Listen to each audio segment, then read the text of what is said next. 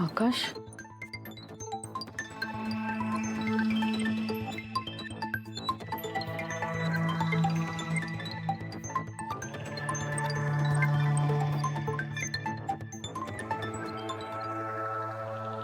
तिन्ही सांजेला अंधारात बसू नये रे. I am sorry. काल ओरडलो तुझ्यावर. वेडायस का तू? मला माहिती आहे तू कशातून जातोस ते. मी रागवले नाहीये तुझ्यावर. काळजी वाटते रे तुझी. आय नो आई. तुम्हाला माझं चांगलंच व्हायला हवं, पण हा सगळा प्रकारच एवढा गुंतागुंतीचा झालाय ना, एकदम हरवून गेल्यासारखं वाटतंय मला. काही नाही. काळ हे सगळ्यावरचं जालिम औषध आहे. होईल सगळं व्यवस्थित. नाही, आपोआप काहीच ठीक होणार नाहीये. ते मलाच करावं लागणार आहे. आई,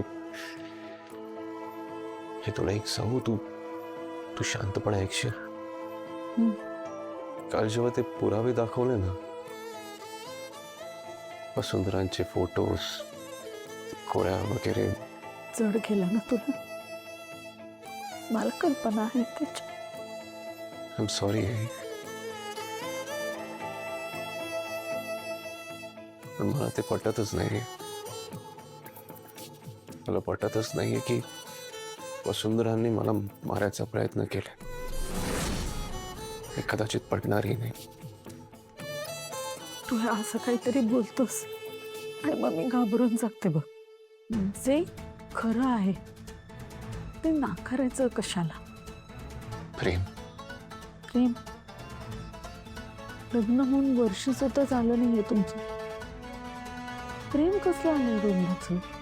ते प्रेम नाही आहे, त्यांचं चिनू मनूवरचं प्रेम.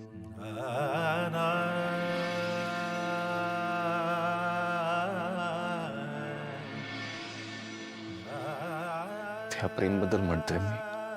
तू बघतेस ना कशा त्या दोघी गुंतल्यात वसुंधरांमध्ये. उगाच नाही, आई आहे ती त्यांची. कधी कधी तर असं वाटतं की माझ्यापेक्षा जास्त जवळची झाली आहे ती आता. जी बाई माझ्या मुलीवर एवढं प्रेम करू शकते ना, ती स्वप्नातही कोणाला मारण्याचा प्रयत्न नाही करणार. आणि मग ते